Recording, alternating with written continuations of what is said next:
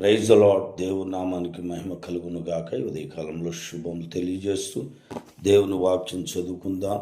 కీర్తనలు 33, 18, 19 వచనాన్ని మనం చదువుకుందాం. వారి ప్రాణమును మరణం నుండి తప్పించుటకును, కరువులో వారిని సజీవులుగా కాపాడుటకును యెహోవా దృష్టి ఆయన యందు భయభక్తులు గల వారి మీదను, ఆయన కృప కొరకు కనిపెట్టుకొని వారి మీదను నిలుచుచున్నది. ఇక్కడ మనం గమనించినట్లుగానైతే వారి ప్రాణములను మరణము నుండి తప్పించుటకు.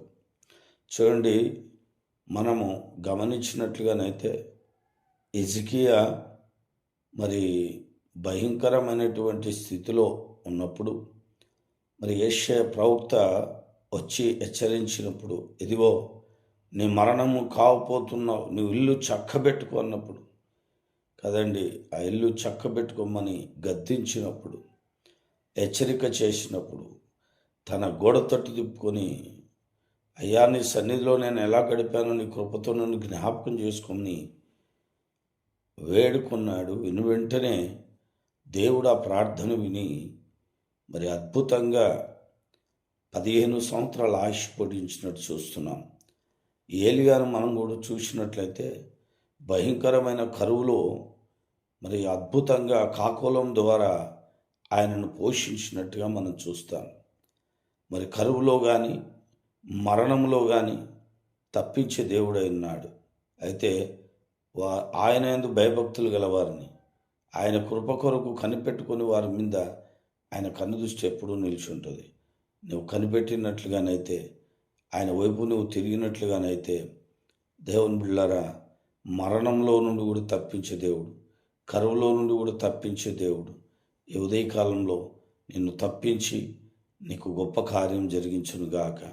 దేవుడు ఈ ఉదయకాలంలో నిన్ను నీ కుటుంబాన్ని దీవించి ఆశీర్వదించునుగాక. ప్రార్థన చేసుకుందాం. పరమ తండ్రి, గొప్ప దేవానికి వందనాలు. మరణంలోను కరువులోను తప్పించే దేవుడు అయ్యా, గొప్ప దేవుడా, మీకు స్తోత్రాలు వందనాలు చెల్లిస్తున్నాం.